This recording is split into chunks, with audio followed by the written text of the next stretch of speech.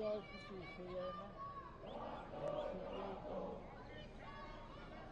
না, ভালো তৃণমূল কোনো পার্টি না,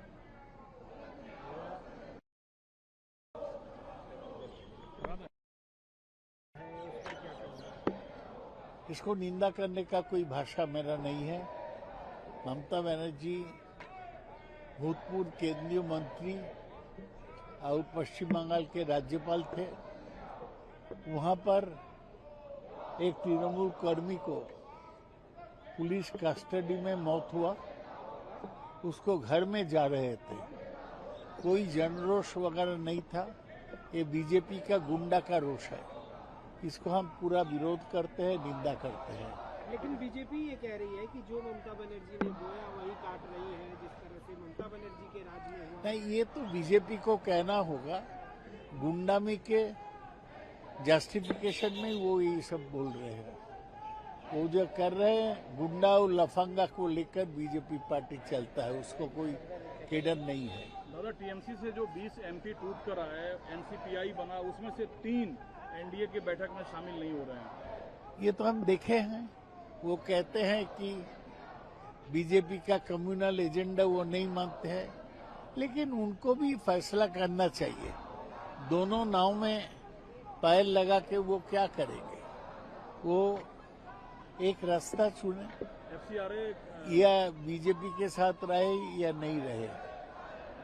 एफसीआरए जो बिल है उस पर आपकी राय क्या है? पार्टी की पूरा विरोध करेंगे हम लोग। ये तो बीजेपी का कम्युनल एजेंडा का अंश है एफसीआरए बिल।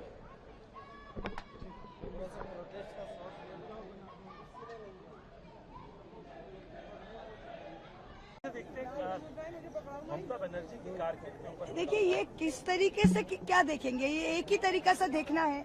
और आप जो ये जो रिपोर्टिंग हो रहा है ना, ये रिपोर्टिंग से मुझे बहुत बड़ी प्रॉब्लम है, क्योंकि रिपोर्टिंग ऐसा कर रहा है कि नॉर्मल लोग, साधारण लोग जाके ये ममता दी के ऊपर हमला किए। ये सरासर गलत है। और आप लोग प्लीज ये रिपोर्ट मत कीजिए कि उनके ऊपर हमला किया। आप सीधा बता दीजिए कि बीजेपी ने हमला किया, क्योंकि बंगाल में ऐसा कोई व्यक्ति अभी तक पैदा नहीं हुआ है।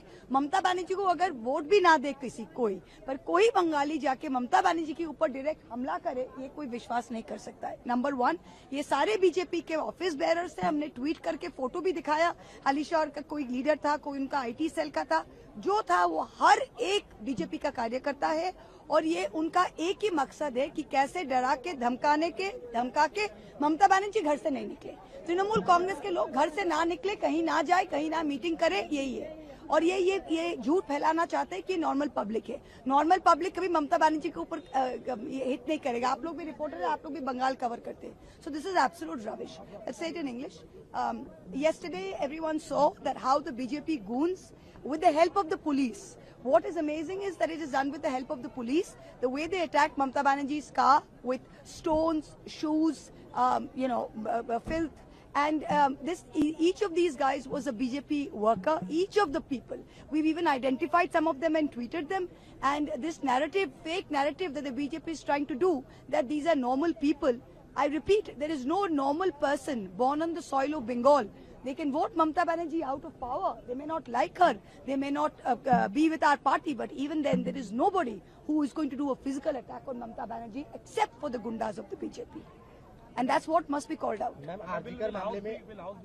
No, we are very clear on this.